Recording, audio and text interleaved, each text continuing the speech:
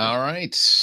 Good morning, everybody. This is the All About Nothing podcast kind of daily show. I am Barrett Gruber, host of the All About Nothing podcast with Zach King, and you can find me on social media at Barrett Gruber. With me is Bill Kimler, host of Black, White, and Blue in the South with Dr. Jamil Brooks. You can follow him at politicalbillsc. Good morning, Bill. How are you? Good morning to you, sir. Actually, had some news I was saving up for today's episode. Couldn't wait to tell you. Okie dokie. Yeah. Is this going to be another one of those where I told you something and you're going to be like, oh, guess what we're doing? You break the news first? No. Oh. Why? You never take me seriously. We were talking before we went on the air about the weekend. There's one thing I did over the weekend that I didn't tell you I wanted to save. Oh, okay. So I've actually started a new independent business. I have created a little company called Kimler Baby Sugar Shack.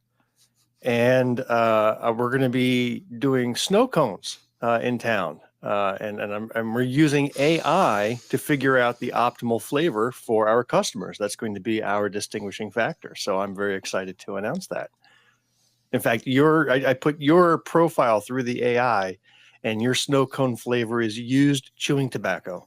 So it's we're really excited to have these unique flavors come out. We have a 3D printer machine that can create these unique flavors. And remember, Kimler Baby Sugar Shack. Shame. Come on out. Shame, Bill. What? Shame.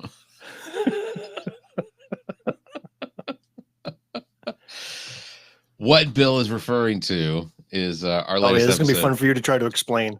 Yeah, our latest episode, Bill Fry, who went before city council here in Columbia to discuss the parking situation, because he received a $50 parking ticket on what would have been like a $20 DoorDash order that he would have made.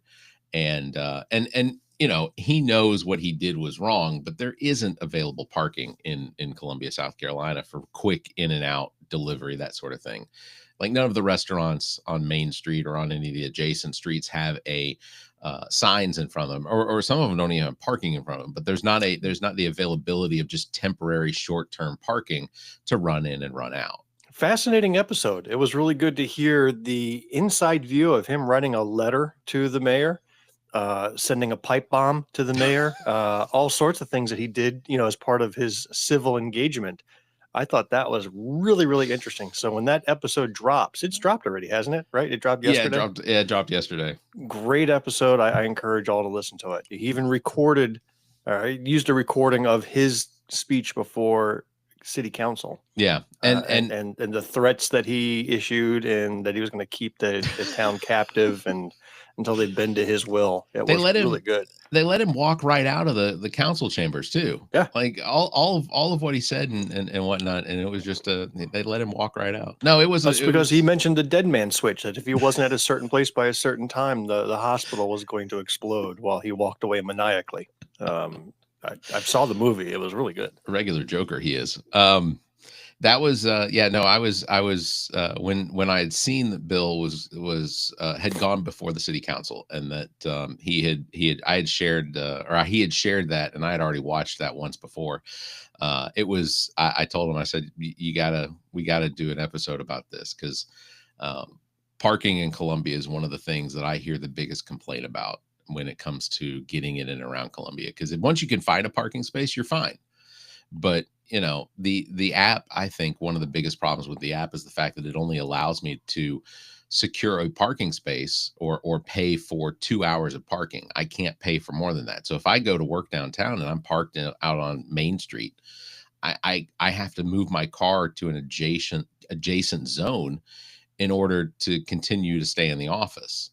And I have to do that. But that means finding a zone. And around my building, there are 4 zones.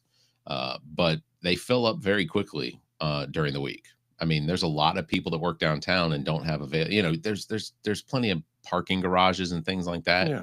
But they're not convenient to my office. I used to travel a lot for work, and haven't so much in the last 5-6 years. But I went on a trip last summer, and one of the stops took me back to, I think it was the Charlotte airport. So I might be mistaken, but some new technology at the parking garage would actually direct you to an empty spot. Like the green arrows would point you to the empty spot because there were Interesting. detectors in every spot. And you could see where there are available. It would tell you what level to go to, what slot to go to, and even have arrows lit to point the way. And then once you pull in, obviously now that slot's taken. It's Yeah, like, this is the coolest thing I have ever seen. It that is made cool. parking in a garage so much easier, finding an empty spot. I'll say And they this. had that up in Clemson. Well, we went to the Bananas game. They had these little detectors in every one of the spots in the parking lot to let you know what was occupied, what wasn't. Yeah. The efficiency of the meter maids that go around and actually issue the tickets for the vehicles that have been sitting there for too long or didn't get Isn't that a tickets. sexist term? Do they still call them meter maids? The gentleman that was the meter maid, Mr. Maid, isn't that what he is? Isn't that the I think a appropriate man line? can be a maid, can he? Man-made, This is the 21st century. made man. The efficiency of it is just I don't think that there's I think there's got to be a better way of doing it, at least from the aspect of what it is that the city has their employees doing with issuing tickets, because they have to literally walk up to every car and pull up the license tag on the back of your car to see if you're in compliance with the ticketing. And if you've got an entire zone full of vehicles, you're going to every single one of them and checking. And it'll tell you like how close you are to it being time's up or whatever. But like it's absurd that it's absurd that they have to go through that. There has to be a better way. Like maybe something that stands in front of the vehicle that has some sort of a like an indicator as to when time has expired for that particular parking space, like a parking meter. Right. But they've moved away from those. Oh, Ami Well, said Ami said doesn't that the app tell you that? it does, but for the meter maid, Ami did say that the garage at Columbia Airport also does that for finding Cool. spaces. But yeah, the app for you and me says that. But in order for I'm not sure exactly what the meter maid goes through. The meter I'm sure person. the Mr. Meter Man gets the same app and can tell, like, all right, I'm going to keep in mind this car because it's like 30 seconds away from expiring, and then you can pounce on it. Right. Yeah. I've only gotten one parking ticket in my life. The last one I got was 1992, and it was by university police at my school. And so I was parked illegally at the student union and got a ticket, and been pissed about it ever since, and have not donated a single dollar as an alumni because of that. I hold a grudge. I don't blame you.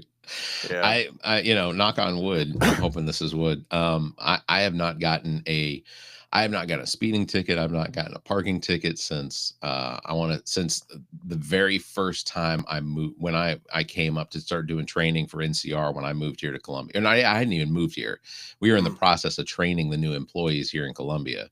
And I got a speeding ticket that I fought, and ultimately the trooper dropped it because I had done all of the research to figure out exactly what I had done wrong. You did the forensics. Oh yeah, I went reenactments. I went up and did a whole grading. Like I measured the grade on where the ticket was issued. And he asked me, like, I showed up to the court date with all of the information that I had and evidence that I had to support my case. And he walked over to me and he said, so you're here to fight it? Or you're just gonna plead? And I said, no, I'm going to fight it. He said, with what evidence? I said, well, first of all, I said, you got me within 100 yards of the speed change. I said, as well, it was a greater than 5% increase in grade. I said, therefore, with a 5% increase in grade, the state expects, or according to state guidelines, I'm supposed to be able to maintain the speed I'm at until we have reached a grade that's less than 5%. Like I went through all this stuff, and he goes, you did all that? And I said, yeah. And I said, he goes, I'm just going to drop it.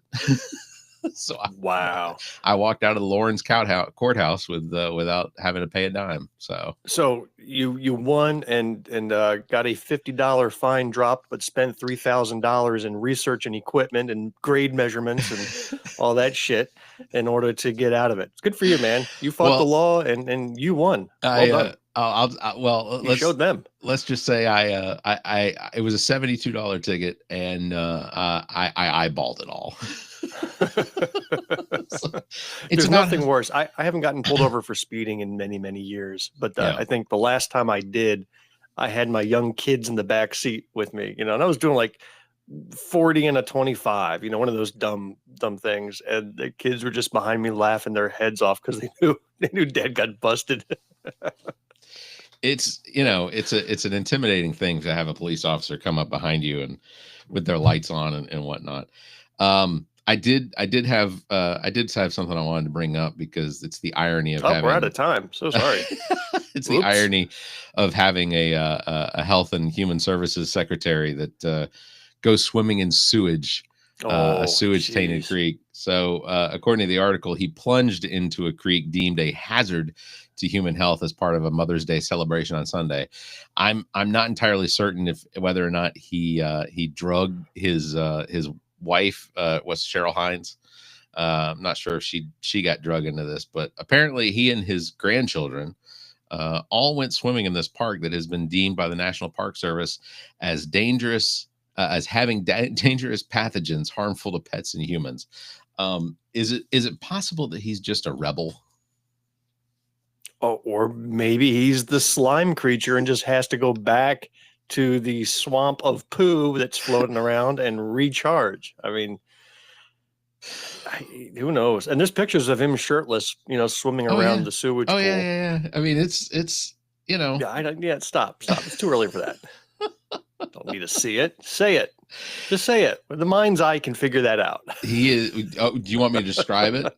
Look, ultimately, I'm concerned about the fact that he would drag his grandchildren into this. The signs, like the reporter that I saw for Fox News was standing next to where this picture was taken, and within 15 feet is a sign that says that it's closed to swimming. But here's a something that does worry me. Where are the freaking consequences? So he goes swimming in sewage and he walks out of there just fine. Right. Like he's not in the ICU. He doesn't have a brain virus that's, rendered him incompetent. Maybe. Think about it. He's not in a coma, like you are. Like if you or I tried, even if we walked within 100 feet of that, we'd probably get sick with some infection. And he comes out just fine. Donald Trump stares at the blessed sun during an eclipse, right? And he's not blind. So it's like, where are the consequences for these dumb actions that if you or I even attempted it, we would be, woe is us. Yeah. They seem to skirt free. I really think there's some sort of superpowers out there that the dumber you are, the more immune you are to consequences. It is. There Darwin's theory of the fittest, survival of the fittest. He's scratching that out. He's like, I was wrong. Oops, my bad. Donald Trump staring at the sun, not just once, but like on a couple occasions. Like during that solar eclipse, he literally looked up at the sun. I think someone tapped him, and maybe it was Melania for some reason. I don't know why she wouldn't want him to go blind, but tapped him, and then he did it again. But when the second time he did it, and he was like, "Hey, the sun, it's going behind the moon." I don't know. It's not fair, Barrett. I want to stare at the sun. I want to go swimming in sewage, but no, I got to follow the laws. I think that does add to your concern that he may potentially be immune from death, that he may just exist forever. 200, 300 years from now, he's still going to be around. You watch. Oh, you would think that for a Doctor Doom character like that the Avengers would somehow figure out how to unravel and destroy his whole existence. But so speaking of immortality, I saw a news article the other day that was really creepy. It was a guy who was murdered, and at the sentencing of the murderer, people go up and testify about the victim and why you should be locked up or why you should get the death penalty or what have you. They actually generated an AI video of the victim, the guy himself, to speak to the murderer at his hearing, and the judge allowed it. Holy cow. And so it was a rendering of this guy, big bearded fellow, and basically he just talked about his life and what a super Christian he was, and of all the people you could have murdered, this is like the worst guy you could have murdered because he was such a wonderfully human being. And I was thinking, I didn't like, should I start training my AI now? Should I start throwing all of these Right. videos Right. into the blender, all of my voices into the blender, and then upon my untimely demise, I can, have videos generated that freak out family members or be used in trials or, what You have you. you could do your own eulogy. Like, uh, you Yeah, could give your we're own basically eulogy. coming to the part where, you saw in Superman when he is launched to Earth and then he builds that ice fortress up in Yeah. the North Pole, and Yep. then he talks to his father, right? Yep. And it was basically AI dad stored in crystals, Right. asks advice, gets feedback, and I think that's where we're headed. Do you think when they produced that movie that's what they thought, that this was an AI version of, or like a Ghost in the Machine sort of Maybe. situation? But I will That's say, I saw interesting. the video, and AI has gotten pretty advanced. They must have had the free version of Chat GPT because the video quality was actually pretty crap. It was the guy's face, and his mouth would move, but the beard stayed stationary. So it Oh, was like those old times, like you would cut out the lips of a picture and stick okay. somebody else's lips in, and that would do Yeah. all the talking. That's what it looked like. It was Yeah. really poorly done. I don't, yeah, that's why I think that it's probably just best for the world if, when I do pass on from existence, that Just stop right there. nobody. That was a great end of the sentence. Way to jump quick on that one, Bill. Um, There will be I cheering in the streets. I was going to also bring up the so India and Pakistan. So the situation going on between India and Pakistan right now is one that's concerning for me, because I have resources and friends that live in northern India, even towards the northwest area where they borders Pakistan. Our company, recognizing that we have somewhere in the order of 400, 500 employees that live in India, that there has been, obviously, with some of the blackouts that have been done, and they have had sirens going off about potential incoming missile strikes and things like that. A lot of our employees either work in the office or they work from remotely from home. And Saturday, it was very early in the morning that I say early, the sun was up. But I got a notification saying that a ceasefire had been, an absolute ceasefire had been met, and that both parties had agreed to it. And I thought, great, they've come to an agreement that there's been a ceasefire and whatnot. Um, and then I saw a Truth Social post, I guess, put into a news article, that Donald Trump had claimed that he had negotiated this truce. And so I'm reading this article, and then I get a news flash that says ceasefire is ended. Pakistan and India are back at it, and just conversations with some of my resources in India that are basically at home working through this, and things like that. Um, I in conversations with them, there's obviously a disgust for Pakistan from the Indian side. Um, but we talked about it a little bit. I said, "What's the difference between you and let's say someone adjacent to you in Pakistan?" They said, "Well, they're Muslim and we're Hindi or Hindu." And I said, "That's the only difference. So this is just a religious thing. That's all this is."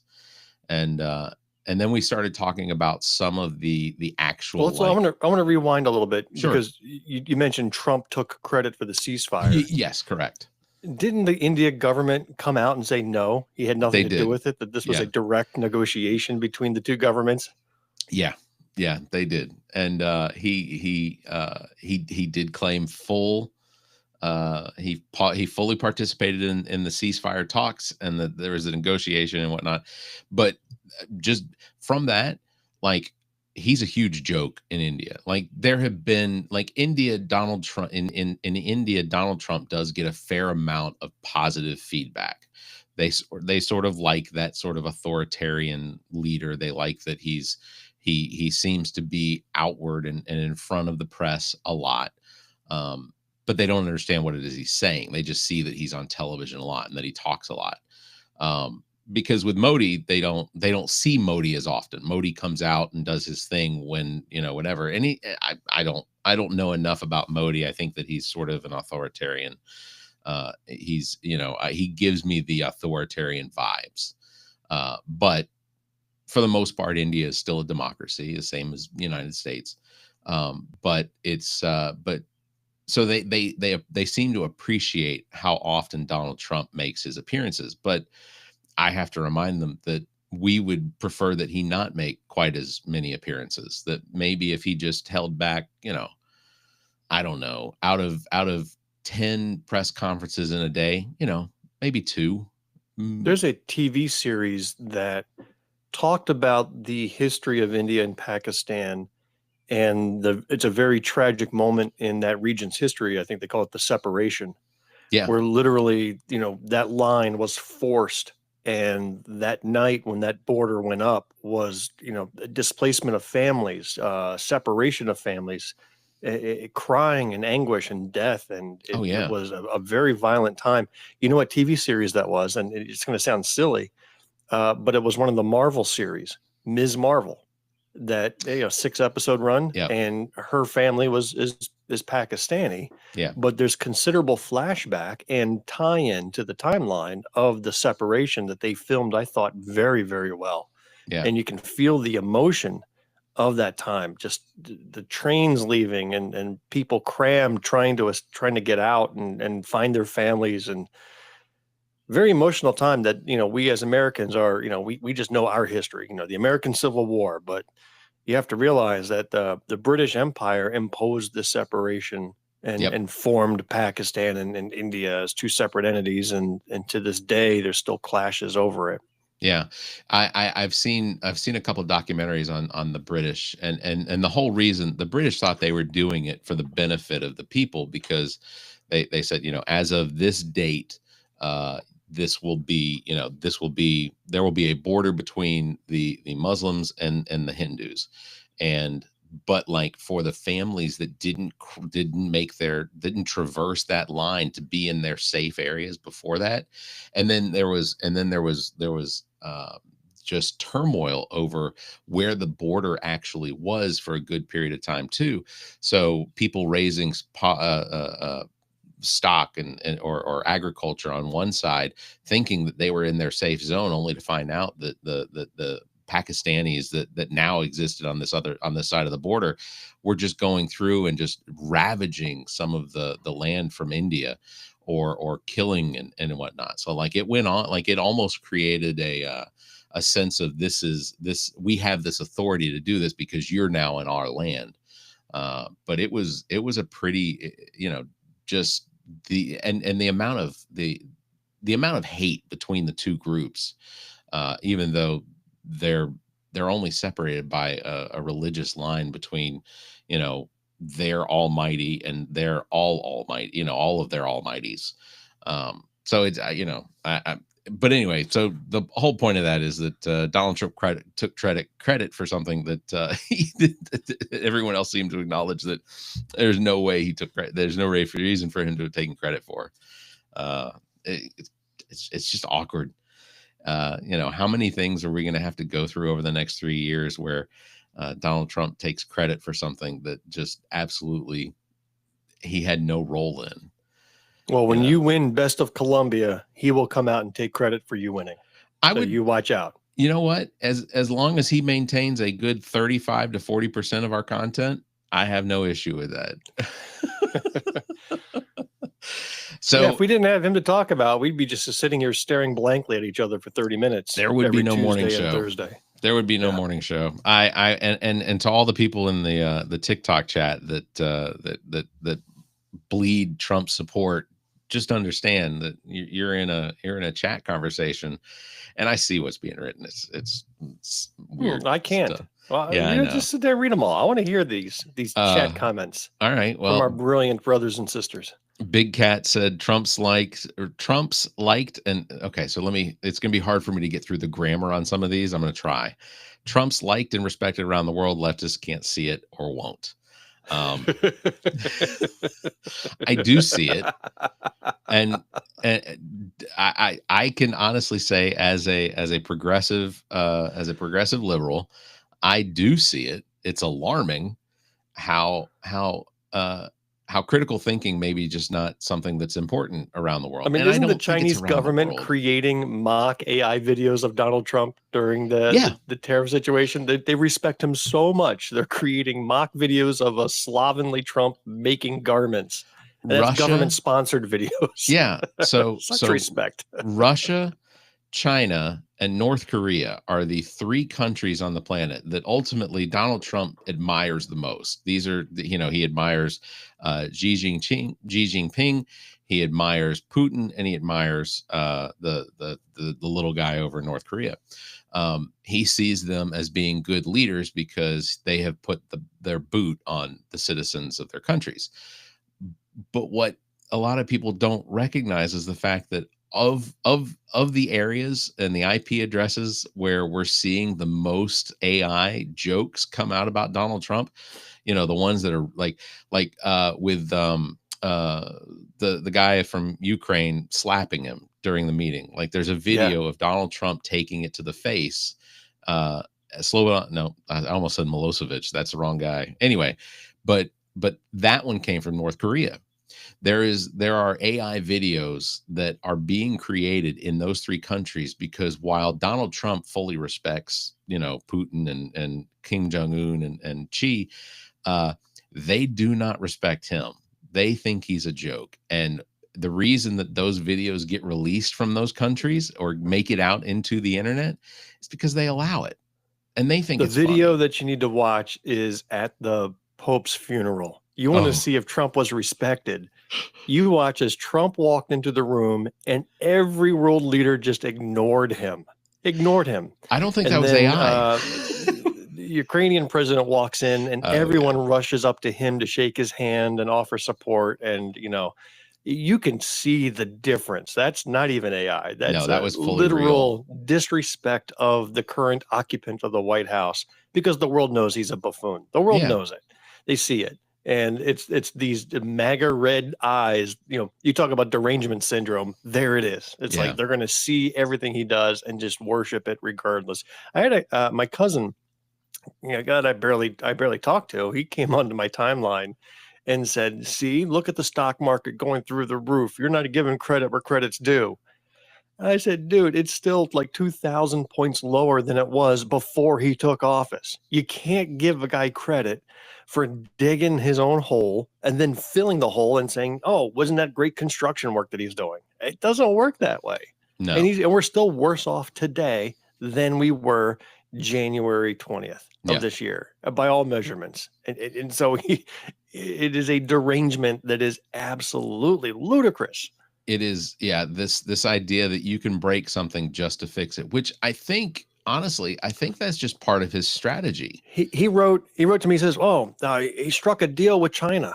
I go, the only deal is that he rescinded or paused the insane tariffs he put on. Otherwise, there was no concession. We were supposed to get all these manufacturing plants open here, make America great, keep business in America. None of that occurred. Yet they're running around waving the victory flag over coming in 10th place. Right. It's ridiculous.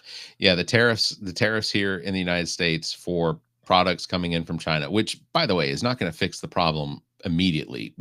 There is still only about 42 or 43% of imports coming from China right now. Like there aren't new ships that have already set sail with cargo.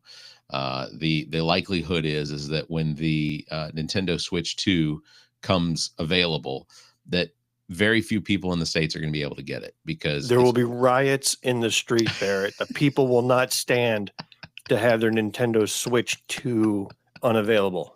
It will be, you thought January 6th was bad? Wait till you see the Nintendo kids. It's going to be chaos. Yeah. There's no KB toy stores though for them to ransack. I think you can only get it at Best Buy and Target and Walmart and and those places are safe zones, right? They're not, I don't know. But regardless, the truth is that things are still going to get much harder for a lot of people before they get better. And it's not going to be a good situation over the next 2 or 3 months because that's okay. We've got a Republican Congress hard at work to remove Medicare benefits and health insurance benefits and so Yeah. on. So we'll be okay. Yeah. We'll just all die, Yeah. and won't have to live through it. Yeah. So I look forward to the end. I have not read the article yet, but I did have an article pop up on my alerts this morning that said that Donald Trump could extend his presidency past the end of his term. I may have to go jump in a polluted river. I don't know if I could take a third term. Well, it's not necessarily a third term, but the idea is that if they postpone the election, I think, and I have to go read the article, but I've heard this one before. If they postpone the election because he's instituted some sort of state national emergency that he declares, right? Like a 6 or 7 month long national emergency, then there would not be an election because Roosevelt did it during. There was a pause on the election, I think, during Roosevelt. I may not be correct, but I think I've heard that. I'd have to look that up to make sure. But but then as soon as it was available, as soon as the timing was right, they did. Well, it's not a bad idea because when you see the pattern that he criticizes somebody or some group over something and then turns around and does it himself, right? Yeah, of course. So he has come out early on against Zelensky, the president of Ukraine, because he's gone past his term and they have not held elections because in the Ukraine constitution, if they are under war, you don't hold elections. That's built into their constitution, but he's declaring that he is being a dictator in Ukraine and not following the democratic process. Right. So whenever he comes out and criticizes something, you watch as he's going to do the exact same thing at home. Yep. Yeah. So I think that's the lesson for today. I don't know. It's all, we live in the dumbest timeline. That's all. Kimler baby, Sugar Shack. Kimler. So do you want me to explain that real quick before we exit?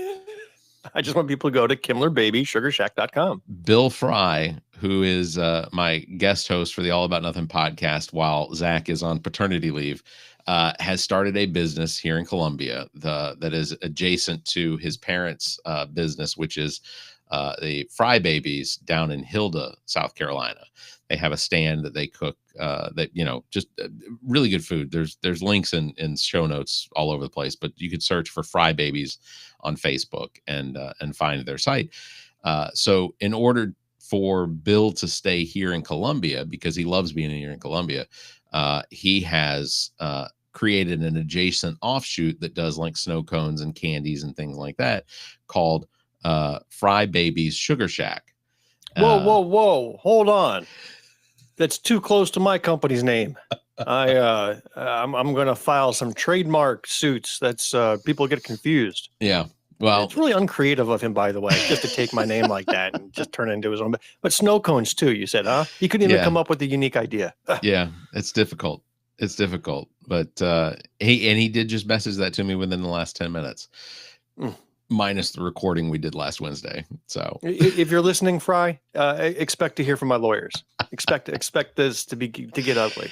Well, on that bombshell, we're going to wrap it up. Big thanks for tuning in. Don't forget, you can follow me at Barrett Gruber and Bill at politicalbillsc. You can catch us live every Tuesday and Thursday at 5:30 Eastern for about a half hour.